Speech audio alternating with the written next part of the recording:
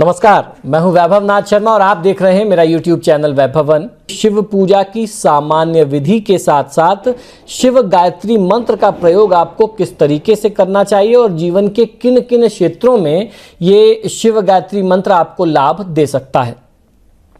प्रदोष का सामान्य अर्थ रात का शुभारंभ माना गया है। सूर्यास्त होने के बाद जो सायंकाल आता है तो रात्रिकाल प्रारंभ होने के पहले के जो वो समय होता है उस समय को प्रदोष काल शास्त्रों में कहा गया है, अर्थात तो सूर्यास्त और रात्रि के संधि काल को प्रदोष काल माना जाता है। मैंने कई बार अपने वीडियोस में आपको बताया भी है कि सूर्यास्त का समय हर अखबार में आता है। आप अपने लोकल अखबार में देख लीजिए कि सूर्यास्त कितने बजे हो रहा है।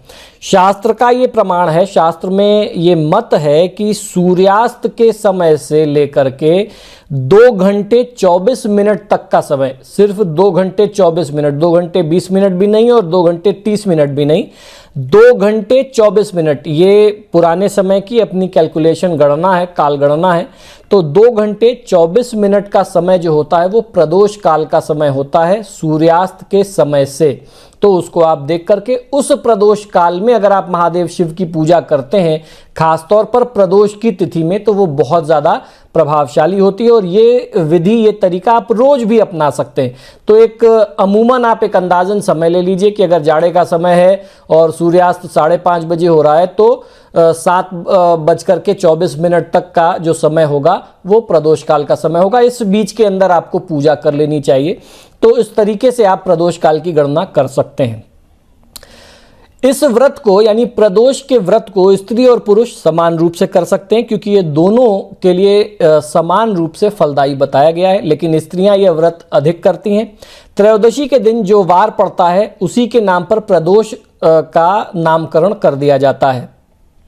इसके व्रत के फल भी जो हैं वो अलग अलग ही माने गए, जैसे सोम प्रदोष का लाभ और उसका फल अलग है, भौम प्रदोष का लाभ और उसका फल अलग है, गुरु प्रदोष का लाभ और उसका फल अलग है, शनि प्रदोष का लाभ और फल अलग है। ये 4 प्रदोष के नाम मैंने प्रमुखता से इसलिए लिए कि इसकी मान्यता बहुत ज़्यादा है। ऐसे तो शुक्र प्रदोष भी है, बुध प्रदोष भी है, इसके बारे में या इसका लाभ कम लेते हैं, और जो सोम प्रदोष, भौम प्रदोष, शनि प्रदोष है इसका लाभ जनता ज़्यादा लेती है, या यूं कहें कि इसका प्रचार मीडिया के माध्यम से कुछ ज़्यादा हुआ है। हालांकि प्रदोष का फल, सभी प्रदोष का फल अपने आप में बहुत विशेष होता है, उसका लाभ आपको जरूर लेना चाहिए। ऐसा जन विश्वास है, यानी जनता का ऐसा विश्वास है कि प्रदोष का व्रत करने से अभिष्ट फलों की प्राप्ति होती है और सारे दुखों की निवृत्ति हो जाती है, यानी दुखों से मुक्ति मिलती है। और मात्र एक प्रदोष करने से 200 गौदान के तुलना के बराबर आपको पुण्य मिलता है। सोमवार को पड़ने वाला भगवान शंकर का प्रदोष व्रत विशेष रूप से पुण्यकारी माना गया है। ज्योतिष शास्त्रों के अनुसार क्रूर और तामसी स्वभाव के ग्रहों शनि और राहु की कुंडली में बुरे योग गंभीर और मृत्यु के समान शारीरिक और मानसिक पीड़ाओं को देने वाले सिद्ध होते हैं। इन ग्रहों के योग से ही व्यक्ति की कुंडली में कालसर्प योग, पितृदोष इत्यादि भी बनते हैं। ऐसा माना जाता है कि इन दोषों से मुक्ति के लिए किसी व्यक्ति के जीवन में लगातार उस व्यक्ति को बहुत सारे उपाय इत्यादि करने होते हैं, तब जाकर के इन दोषों से मुक्ति मिल पाती है। और कई बार अगर आपने सही तरीके से प्रामाणिक उपाय नहीं किए तो मुक्ति नहीं भी मिलती। तो उसका सबसे सरल और सबसे प्रामाणिक उपाय है कि आप महादेव शिव की शरण में चले आइए। धार्मिक मान्यताओं के अनुसार सारे ग्रह काल गणना के आधार हैं और चूंकि काल पर भगवान शिव का नियंत्रण है, इसलिए महाकाल यानी भगवान शिव की उपासना से ग्रह दोषों की शांति बहुत असरदार तरीके से हो जाती है। तो इसीलिए मैंने कहा कि आप लगातार प्रयास करते रहेंगे, पितृदोष और तमाम और अलग अलग कालसर्प दोष और शनि की पीड़ा, राहु केतु मंगल की पीड़ा, शायद आपको लाभ ना मिल पाए, लेकिन अगर आप महादेव शिव के उपासक हो जाते हैं, उनके शरणागत हो जाते हैं, उनकी शरण में चले जाते हैं, तो आपका कल्याण निश्चित है और ये ग्रह आपसे हमेशा दूर ही भागेंगे क्योंकि आप महादेव के भक्त होंगे। ऐसे में भगवान शिव के कुछ ऐसे अचूक मंत्र हैं जिनका जाप और प्रयोग करके उनका महात्म्य बहुत ज़्यादा है। ग्रह पीड़ा को दूर बहुत आसानी से ये मंत्र कर देते हैं। ऐसे में सबसे ज़्यादा प्रभावशाली और चमत्कारी है शिव गायत्री मंत्र।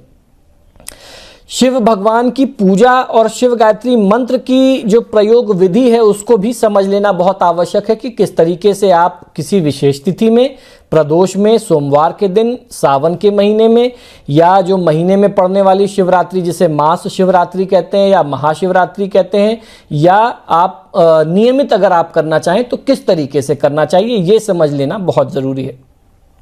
शनिवार, सोमवार, शनि प्रदोष, अमावस्या के दिन या किसी भी विशेष और शुभ तिथि में, शिव पूजा की विशेष तिथि में भगवान शिव को गंध, अक्षत, पुष्प, धूप, दीप, नैवेद्य, फल, पान, सुपारी, लौंग, इलायची आपको समर्पित करना चाहिए।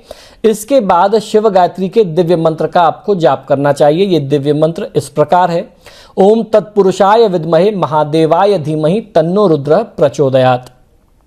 ऐसी धार्मिक मान्यता है कि शनिदेव परम भक्त हैं महादेव शिव के, और भगवान शिव के आदेश के अनुसार ही शनिदेव जगत के हर प्राणी को उसके कर्मों के आधार पर दंड देते हैं।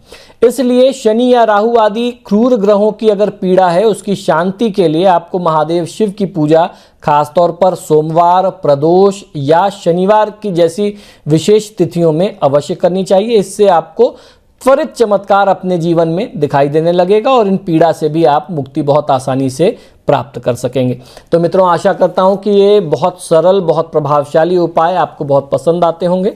आप सभी से आग्रह है कि आप जब भी मेरे वीडियोस देखते हैं तो इन्हें लाइक और शेयर ज़रूर किया करें, और आपने अगर अभी तक मेरे चैनल को सब्सक्राइब नहीं किया तो प्लीज़ इसे सब्सक्राइब करिए।